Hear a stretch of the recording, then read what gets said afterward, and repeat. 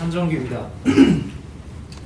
앞서 지사장님께서 말씀해주신 것처럼 저희가 이제 40년 동안 정말 테스트와 측정, 계측 정말 열심히 달려왔고 저희 감히 그동안의 경험을 모아서 이제 앞으로 조금 더 내다보는 이런 자리를 시간을 갖겠습니다. 저희만의 NI만의 그런 관점에서이지만 그동안 좀 많은 유수의 전문가들과 함께 해가면서 얻었던 인사이트들을 방금 보셨던 요 다섯 가지 골자로 좀 담아냈고요.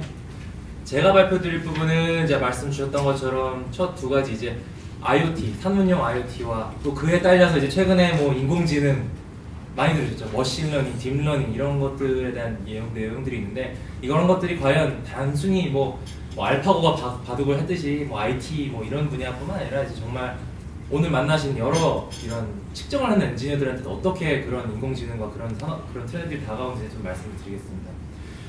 나머지 세 관점에서 봤을 때는 세 주제에서는 반도체와 자동차, 그 전자 쪽 관련된 부분에서는 저희 루크 디렉터님께서 발표를 좀 해주도록 하겠습니다. 네, 첫 번째 주제는 이제 보시는 것처럼 이 산업용 IoT.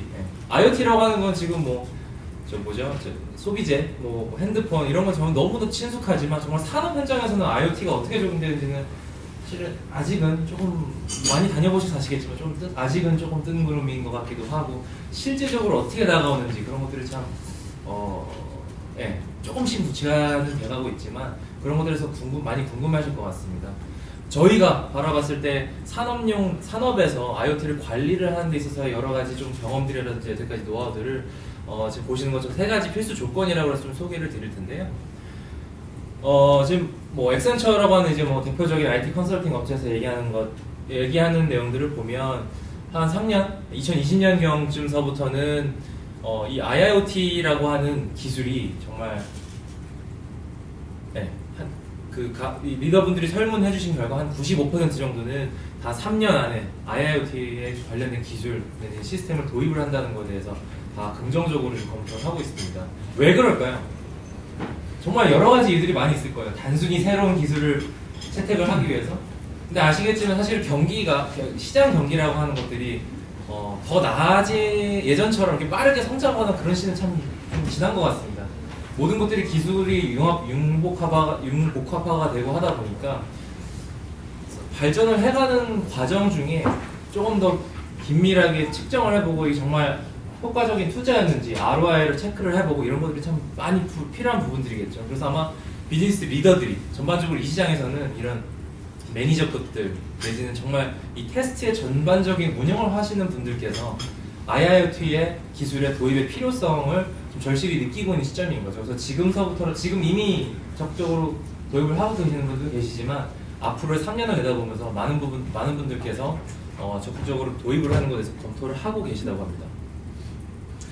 그래서 말씀드렸던 것은 그러면 이제 뭐 생산 시스템이 됐던 양산 라인이 됐던 어떤 뭐 큰 테스트 뭐 부서가 됐던 어떤 정말 그런 비즈니스들에 대한 임팩트들이 있을까요? 뭐 보시면 아시겠지만 지금 자산을 운영하는 시간, 뭐 IT 업계도 마찬가지죠. 아마 그쪽에도 조금 더 익숙하실 것 같아요. 서버가 다운되면은 비즈니스에 가져오는 임팩트라든지 다운타임들이 늘어날수록 비즈니스의 로스가 더 커지지 않습니까? 산업도 마찬가지입니다. 이런 것들을 미리 만약에 예지 보전을 통해서 미리 뭐 10분이라도 단축을 할 수 있다면 그거를 통해서 가져올 수 있는, 세이브할 수 있는, 아낄 수 있는 비즈니스 아웃컴은 상당히 클 것 같습니다. 성능 당연한 얘기고요. 뭐 정보, 정말 어마어마한 정보가 많습니다. 정말 주변 정보가 너무 많아서 그 정보를 어떻게 소화를 해서 비즈니스 결정을, 이 매니저분들께서 비즈니스 결정을 어떻게 내려야 될지에 대한 그런 챌린지들이 참 많을 것 같습니다. 정보가 너무 많아서 탈이죠. 엣지 컨트롤, 어떻게 보면 이 부분들은 정보를 소화해내는 그런 부분들에 관련된 내용이라고 보시면 될 것 같은데요.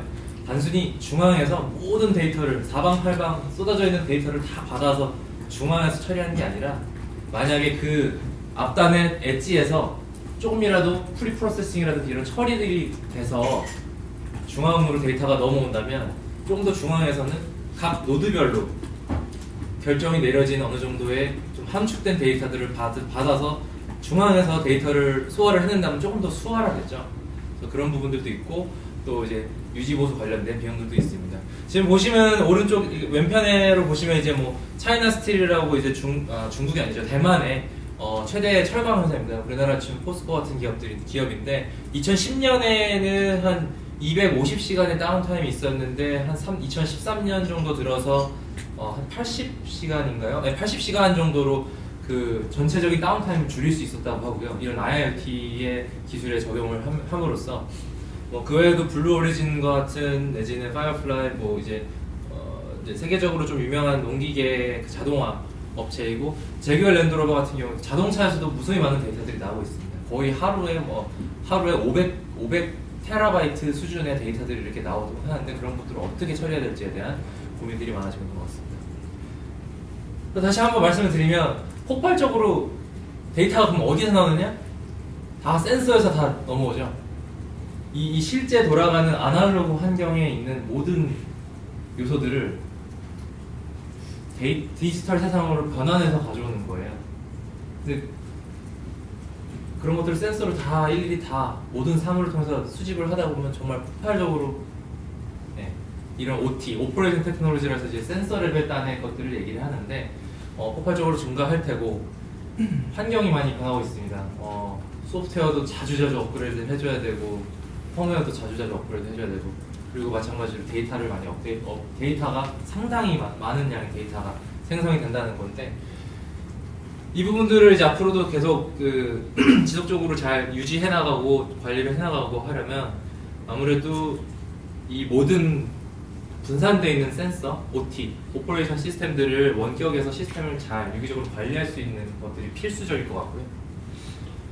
말씀드렸던 소프트웨어 설정 관리, 수시 때때로 보안에 대한 환경이 참 바뀌죠. 보안 레벨이 점점 더 올라가고 있습니다. 보안도 그러면은 소프트웨어적으로 업그레이드해서 대비를 해야 되죠. 뭐 예를 들어 모델이 바뀌었다 그러면 관련된 소프트웨어를 또 모든 시스템 다 적용을 해야 되죠. 그러다 보면 소프트웨어에 대한 컨피그레이션을 자주적으로 쉽게 관리할 수 있는 부분이 되게 중요할 것 같고 마지막으로 데이터에 대한 관리 지속적으로 필요한 것 같습니다. 그래서 이를 대비하기 위해서 NI의 경우는 이제 두 가지 좀 소프트웨어를 출시를 좀 하게 됐는데요. 왼편에 보시는 것 같은 경우는 첫 번째로 아까 소프트웨어 관리를 말씀드렸는데 소프트웨어 관리 자체만으로 조금 더 쉽게 할 수 있도록 시스템 링크라고 하는 중앙에서 모든 분산된 센서며 컴퓨터며 이런 소프트웨어들을 중앙에서 한 번에 관리를 할 수 있도록 왜냐 20대 시스템이 깔려 있으면 이렇게 분산되어 있다고 하면 그 20대 컴퓨터에 가서 일일이 다 할 수나 하는 건 참 비용 소모적인 거죠. 사실 매니저들 입장에서 봤을 때는 정말 되게 반복적이고 되게 정말 노동이 되게 분산된 그런 류의 작업들이고 비용도 만만치 않을 텐데 그런 것들을 다 중앙에서 모든 시스템을 관리할 수 있는 시스템 링크가 오늘 좀 출시를 하게 됐고요. 그리고 오른편에는 데이터 매니지먼트, 데이터를 방대한 양의 데이터를 단순히 뭐 수집하는 것뿐만이 아닌 검색을 하고 정리를 하고 관리를 하고 분석을 하고 처리를 할 수 있고 함축적으로 프로세싱 처리를 통해서 리포팅을 할 수 있고 하는 데이터 관리의 종합적인 솔루션인 데이터 매니지먼트 소프트웨어 스윗을 소개하게 되었습니다. 이제 산업용 IoT 관련해서 전반적인 지금 트렌드를 좀 말씀을 드렸고 또 필수적으로 준비해야 되는 부분들을 세 가지를 말씀드렸는데요. 그거를 조금 더 이제 가속화 시켜주고 조금 더 효율적으로 효과적으로 할 수 있는 기술들이 이제 등장을 조금씩 하게 됩니다. 그게 이제 머신러닝, AI까지라고 얘기하기에는 조금 거리감이 있을 것 같고 아무튼 머신러닝으로 좀 말씀을 드리겠습니다. 머신러닝의 관점에서 봤을 때는 왜 필요할까요? 정말 말씀드렸던 것처럼 이거를 아무리 앞서 말씀드렸던 세 가지를 아무리 잘한다고 하더라도 워낙에 많은 양의 데이터이고 한 사람이 그 데이터가 아무리 함축적으로 잘 처리가 됐다 하더라도 한 사람이 이런 여러저런 관점에서의 데이터를 갖고 어떤 비즈니스 결정을 내리기에 아마 조금 휴먼 에러라고 보통 얘기할 겁니다. 아마 휴먼 에러가 등장을 할 수밖에 없는 거예요. 그러다 보니까 이렇게 많이 분산된 이런 환경 속에서 조금 기계의 힘, 컴퓨팅 파워 프로세서의 힘을 빌어서 이제 등장을 하게 된 것들이 이제 머신러닝인 것 같습니다. 그럼 어디서 적용될 수 있을까요? 오늘 뭐 테스트 엔지니어분들도 많이 오셨는데 정말 반도체 테스트가 됐던 자동차 테스트가 됐던 테스트가 엄청나게 분산되어 있습니다. 그런 것들을 테스트하는 시스템들에 대한 자산, 그 장비들에 대한 관리가 참 필요하겠죠. 예를 들어서 뭐 1번 테스트장 위에는 이런 약간의 뭐라고 그러죠? 지금 현재 지금 모니터링 하는 중인데 약간의 우리가 자주 보였던 어떤 패턴들이 보인다라든지 장비 자체에서 오류가 난다든지 그런 부분들을 통해서 자산 관리를 더 잘할 수 있을 것 같고, 생산 장비 역시 마찬가지입니다. 운영 자산, 아까 말씀드렸던 것처럼 뭐 파워 플랜트에서 장비가 다운이 된다고 하면은 손실은 어마어마할 텐데, 그런 것들은 어떤 패턴을 알아낼 수만 있다면 사전에 그 미리 오퍼레이터를 기술 지원을 미리 보내서 미리 그 예지 보전과 수리를 통해서 다운타임을 현저하게 줄일 수가 있겠죠. 뭐 교통 중장비 역시 마찬가지인 것 같습니다. 그래서 이런 산업 전체 통틀어서 지금 2020년 정도에는 한 78 엑사바이트. 엑사바이트는 저도 여기 계신 누구도 많이 실제 접해보거나 뭐 그런 데이터는 아닐 텐데요. 데이터량은 아닐 텐데, 그 정도의 데이터들이 이런 각 사물 IoT 노드들에서 생성이 될 거라고 예상이 되고 있습니다. 그래서 이제 머신러닝이 필요하다는 얘기를 조금 더 다시 한번 드렸는데, 머신러닝 얘기를 하면 거의 다 이제 어떤 알고리즘이 적용이 돼서 어떤 패턴이 추출이 돼서 이런 얘기들을 많이 해요.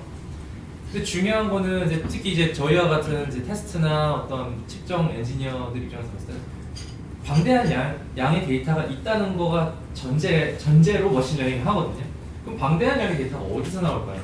사실 머신러닝의 시작은 이 방대한 양의 빅 아날로그 데이터를 시작으로 합니다. 정말 우리가 살고 있는 이 아날로그 시대의 모든 정말 뭐라고 하죠? 정말 나노 초 단위로 아니면 나노 수준, 전기적인 수준까지도 다 그거를 디지털 세상으로 우리가 불러들여서 분석을 하려면 정말 어마어마한 데이터의 양이 될 텐데, 그런 원시적인 데이터를 일단 디지털 세상으로 불러들여와서 그 빅 아날로그 데이터를 일단 가져오는 것부터의 시작이 머신러닝이라고 보여집니다. 그래서 여기서 다음 단계로 넘어가는데 이제 번역이 좀 이제 그런데 피처 익스트랙션이라고 하는 얘기들을 아마 얼핏 들어보신 분들도 계실 것 같습니다. 그 많은 양의 데이터 중에서 유용한 정말 의미가 있는 데이터만 뽑아내는 2차적인 단계를 거치게 되고, 그다음에 그 안에서 여기서부터 이제 수식적인 것들이 많이 들어가겠죠. 어떤 알고리즘이라든지 수식에 의해서 패턴을 찾아내기 시작하는 겁니다. 그래서 피처 벡터.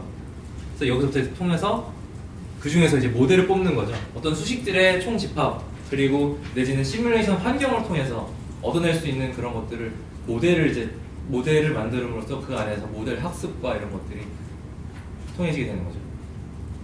이를 통해서 결과론적으로는 머신러닝은 이제 데이터 수집부터 모델 환경 구축까지 하게 되는데, 그걸 통해서 사람이 이전에는 내렸던 이런 결정 사항들을 기계가 어느 정도 많이 미리 선제적으로 사람 두뇌보다 더 빠른 프로세싱을 통해서 이 장비 같은 경우는 10분 안에 고장 날 거니까 빨리 15분 전에 오퍼레이터를 미리 보내라, 이런 수준까지도 갈 수 있는 시대가 올 거라고 예상됩니다. 조금 전에 이제 말씀드렸던 저 이제 시스템 링크와 뭐 데이터 관리 소프트웨어인 데이터 매니지먼트 소프트웨어 스윗인데요. 지금 이게 가장 큰 그 골자의 모습이라고 보시면 될 것 같고요. 보시는 것처럼 왼쪽에 이제 뭐 저희의 컴팩리오 인베디드 시스템이 됐던 테스트 시스템이 됐던 어떤 뭐 일반 개인 엔지니어가 사용하는 수집 장비가 됐던 모든 것들이 네트워크화가 되어 있는데, 이런 것들을 중앙 집중화된 소프트웨어 관리를 통해서 시스템 링크에서 여기에 대한 모든 소프트웨어 관리를 할 수 있는 점, 내지는 데이터 검색과 수집과 분석을 역시 데이터 매니지먼트 소프트웨어 스위스로 할 수 있다는 점 다시 한번 강조드리고 싶습니다. 그리고 마지막으로 뭐 한 가지 더 이제 말씀을 드리자면 랩뷰가 계속 이제 지속적으로 말씀을 드리는데, 랩뷰에서 역시도 올해 랩뷰 애널리틱스 및 머신러닝 툴킷을 출시를 했습니다. 그래서 이 툴킷을 활용을 하면 랩뷰 사용자분께서 이 툴킷을 활용을 하면 이 머신러닝을 통한 알고리즘 구현과 모델 구현 이런 부분도 충분히 가능할 수 있는 부분이라고 말씀드리고 싶습니다. 예를 들어서 이런 툴킷을 활용하게 되면 실제 저희 장비들은 정말 육상 대교라든지 뭐 이런 데도 다 지금 현장에 디플로이가 돼 있는데 그런 코드들이 만약에 엣지단에 적용이 돼 있다면 그 엣지단에서 이미 사무실에 있는 어느 매니저가 아닌 그 산업 현장에서 이미 어느 정도의 비즈니스 결정이 내려지는 거죠. 그 엣지단에서 그런 부분들까지도 할 수 있는 시대가 곧 올 것이라고 생각을 하고 있습니다.